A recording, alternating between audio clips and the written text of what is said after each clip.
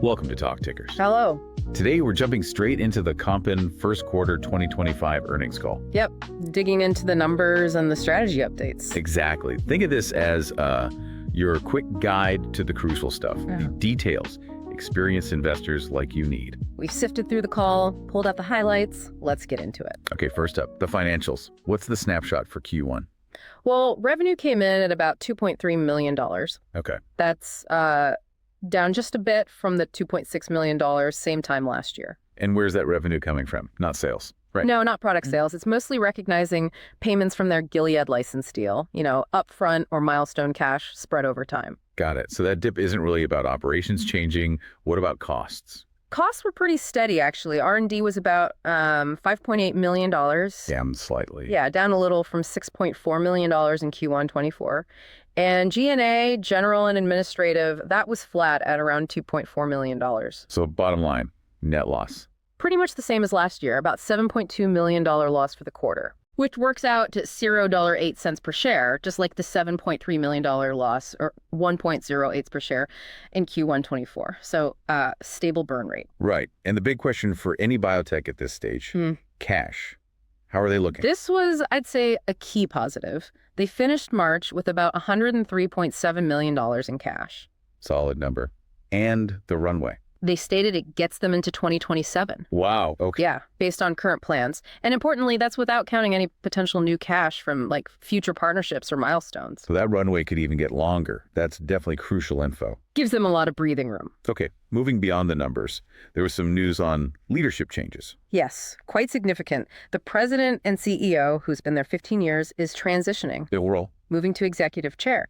And they're promoting Aaron War, who was the scientific lead, to CEO. Interesting. Signals a science focus, maybe. Seems like it. Also, Paul Secri, the chair of the board for 8 years, is stepping down. So planned transition, it sounds like. That's how they framed it, yeah. Positioning for the next phase. All right, let's dive into the pipeline. That's the real value engine here. Comma 701, their anti-PVRIG program, seems front and center. Absolutely. Big news there is they've started the first sub-trial in their adaptive platform study. Okay, what's this trial about? It's looking at COM701 as maintenance therapy versus placebo. In which patients? In 60 patients with relapsed platinum-sensitive ovarian cancer. Okay, let's unpack platinum-sensitive ovarian cancer maintenance.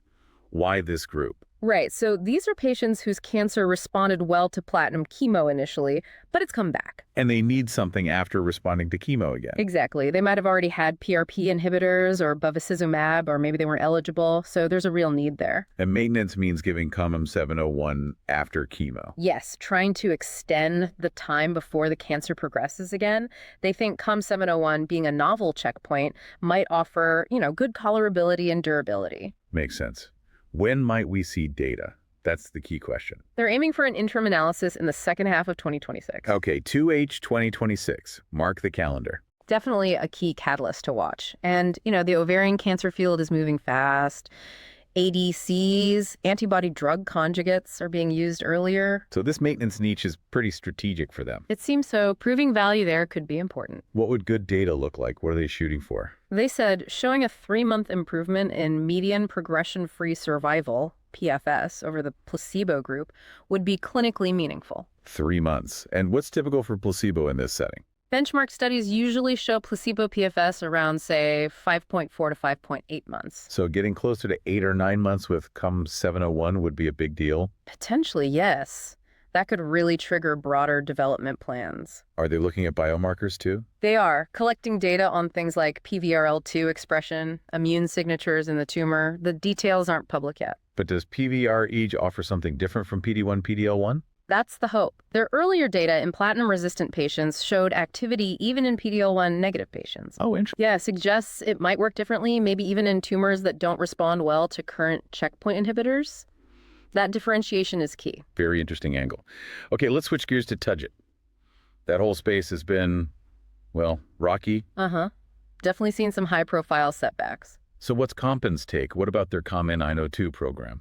They're still believers, but specifically in TIGIT antibodies that are Fc inactive.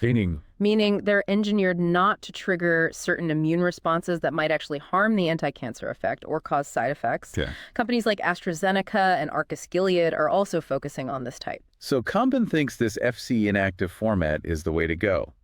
Better safety, maybe? That's their argument. Potentially better safety, which could allow longer treatment, maybe better combinations, and ultimately better efficacy.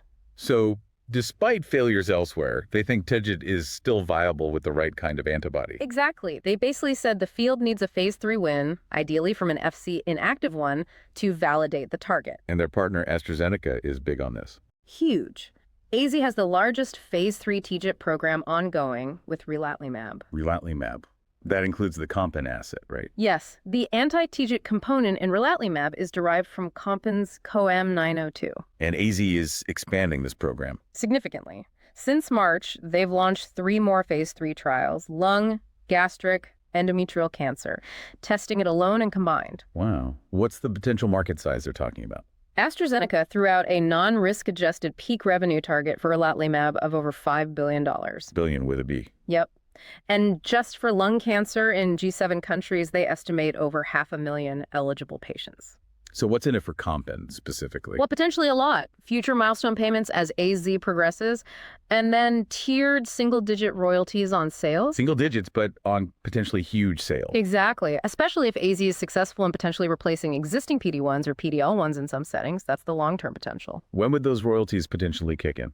Likely beyond 2026, assuming phase 3 success and approvals. It's a longer-term story. Are we getting any earlier looks at AstraZeneca's work? Yes, at the upcoming ASCO 2025 meeting, they'll have posters. On what? First data combining Relatlimab with an ADC, Dato-DXd, in frontline lung cancer.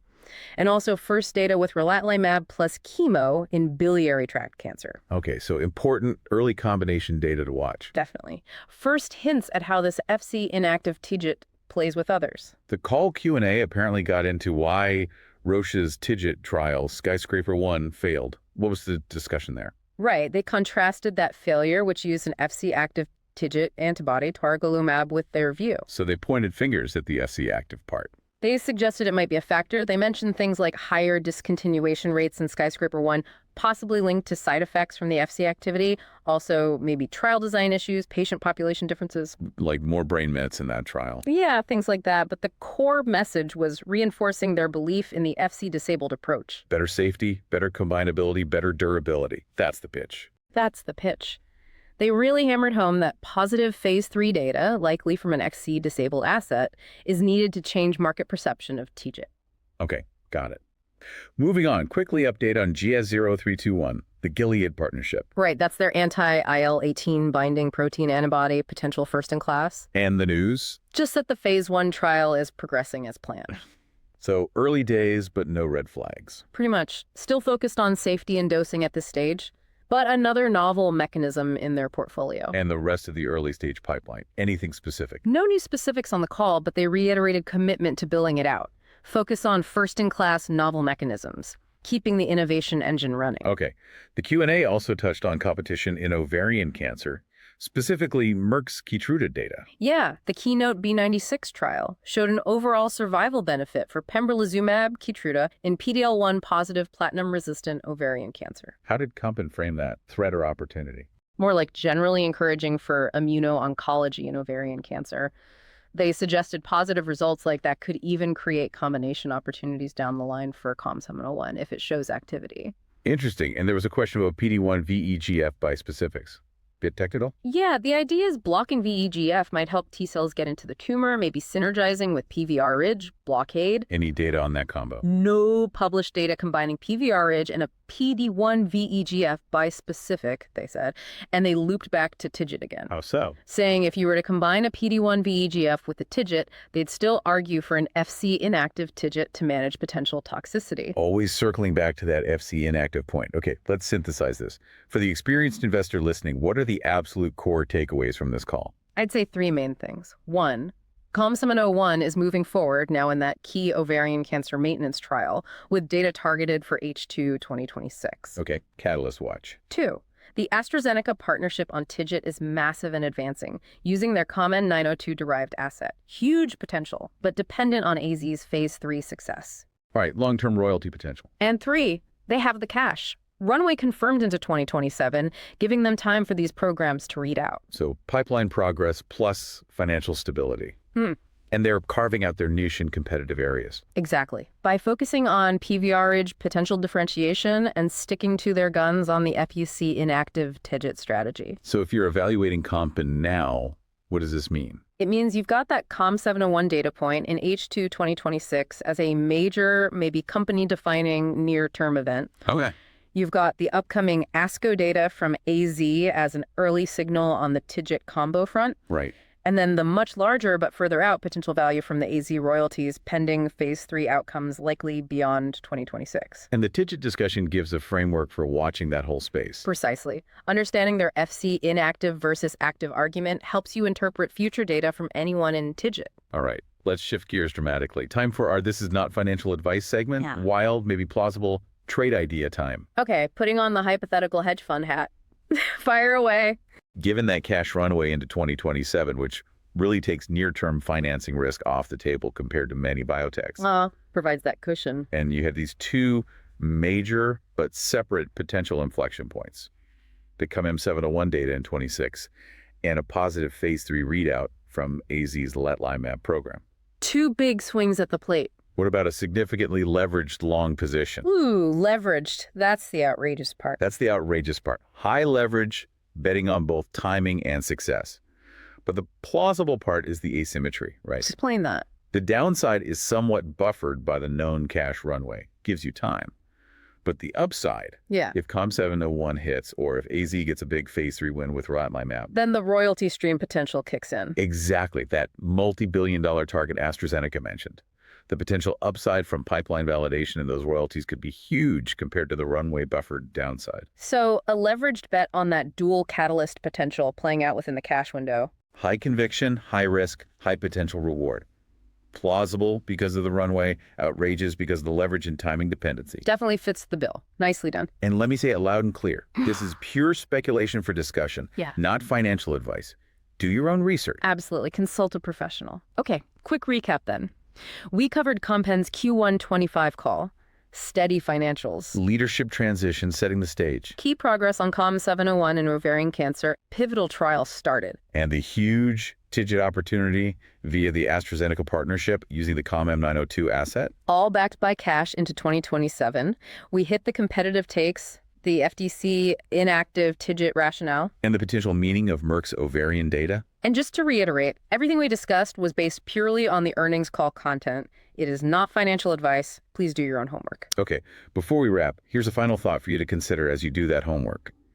Looking at Compugen's strategy, betting on a novel target like PVRIG, and a potentially differentiated approach to a known target like TIGIT, plus the focus on combinations. Does the path forward in immunotherapy involve mainly fine-tuning and combining existing tools like PD-1s and TIGITs?